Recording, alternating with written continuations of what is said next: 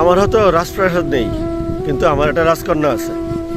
আলহামদুলিল্লাহ, আমি সারাদিনের পরিশ্রম করার পরে ক্লান্ত শরীর নিয়ে যখন বাসায় যাই, তখন আমার ঘুমন্ত মেয়েটার মুখটা দেখলে আমার সমস্ত ক্লান্তি দূর হয়ে যায়।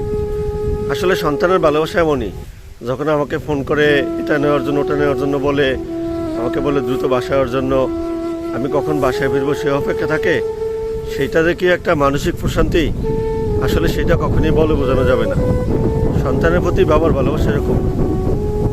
এই জন্য প্রত্যেক বাবাদেরকেই সন্তানকে এইটাই বোঝানো উচিত যে আমি শুধু তোমার একজন বাবা না, তোমার একজন বন্ধুও বটে। এটাই আমাদের প্রত্যেকেরই করা উচিত।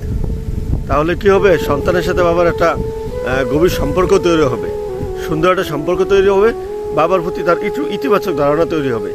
সন্তানকে অবশ্যই আপনি শাসন করবেন, কিন্তু সেই শাসনটা হবে আদরের শাসন। তাকে খাওয়ার সময় তখন সে ভালোবাসা দিবেন, আর যখন তাকে পড়াশোনার সময় দরকার তখন তাকে শাসন করবেন মৃদু শাসন, যে শাসনটা সে ভয়ও পাবে না, আবার পড়াশোনাও ছাড়বেন না। আমরা চেষ্টা করব সবসময় সন্তানদেরকে নৈতিকতা শিক্ষা দেওয়ার জন্য, চেষ্টা করব নৈতিকতা শিক্ষা দেওয়ার জন্য, কোনটা ভালো কোনটা মন্দ সেটা শেখানোর জন্য।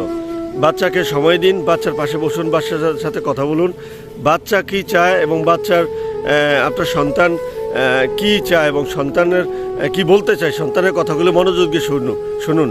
সন্তানের কাছে আপনি নিজেকে এরকমভাবে প্রতিস্থাপন করবেন না যেন সন্তান আপনাকে থেকে ভয় পায়, এরকম কখনো করবেন না। আপনি সকলেই চিন্তা করবেন যে সন্তান আপনাকে দেখে যেন দৌড়ে আসে, আপনার কোলের মধ্যে ওঠে। আমি যখন বাসায় যাই তখন আমার মেয়েটা যখন আমাকে বাবা বলে ডাক দেয়, এই যে একটা শান্তি, মানে এটা জায়গায় একটা আত্মতৃপ্তি, এটা আপনি পৃথিবীর কোথাও পাবেন না। আসলে দিলটা ভরে যায়। আসলে যে কথাগুলো এখানে বলা সম্ভব হচ্ছে, সেই কথাগুলো হয়তো ওইভাবে অন্য কোথাও প্রেজেন্টেশন করা সম্ভব হয় না।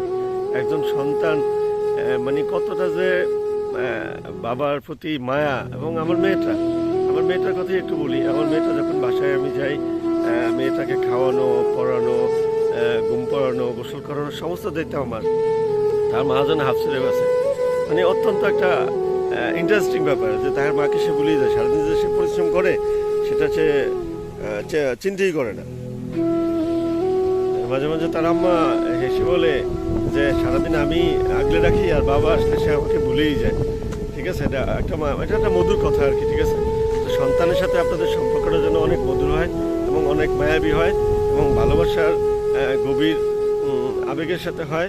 এই জন্য সন্তানকে ভালোবাসুন, সন্তানকে আগলে রাখুন, তাকে শাসনও যেমন করবেন আবার ভালোবাসবেন।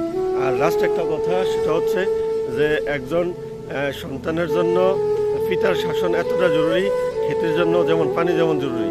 এই জন্য সন্তানকে কখন কোথায় কি করে, কখন কোথায় যাচ্ছে, এই সবগুলো আপনি খেয়াল রাখবেন এবং তাকে মানুষের মতো মানুষ গড়ে তোলার চেষ্টা করবেন।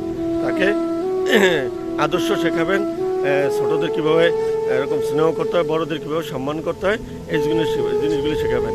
তো যারা এই ভিডিওটা দেখছেন অবশ্যই ভিডিওটা শেয়ার করবেন এবং পুরো ভিডিওটা ওয়াচ করবেন এবং অবশ্যই নতুন হলে চ্যানেলটা সাবস্ক্রাইব করে দেবেন।